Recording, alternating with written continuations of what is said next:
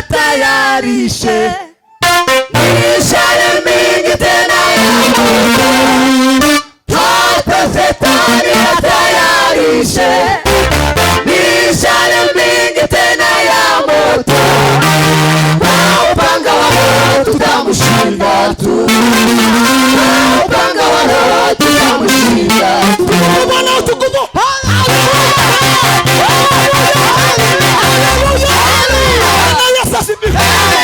Hata Shetani yatayarishe mishale mingi tena ya moto, hata Shetani yatayarishe mishale mingi tena ya moto, kwa upanga wa Roho tutamushinda tu, kwa upanga wa Roho tutamushinda tu.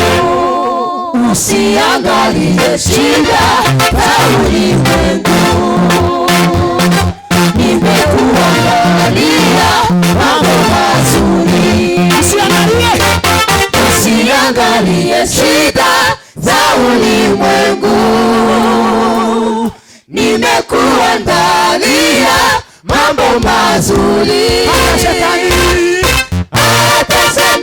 yatayarishe mishale mingi tena ya moto, hata Shetani yatayarishe mishale mingi tena ya moto, kwa upanga wa Roho tutamushinda tu, kwa upanga wa Roho tutamushinda tu.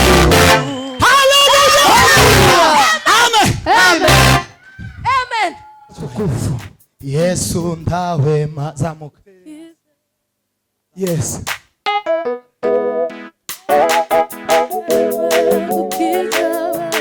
Ai ntimugasubire mu ngeso mbi, ngo tuzabane nawe mw'ijuru. Araduhamagara. Yesu nawe magukiza, ntimugasubire mu ngeso mbi, ngo tuzabane nawe mw'ijuru. Araduhamagara. Yesu nawe magukiza abantu, ntimugasubire mu ngeso mbi, ngo tuzabane nawe mw'ijuru. Araduhamagara. Araduhamagara. Araduhamagara. Araduhamagara. Araduhamagara. Tuzabane nawe mw'ijuru. Araduhamagara. Araduhamagara.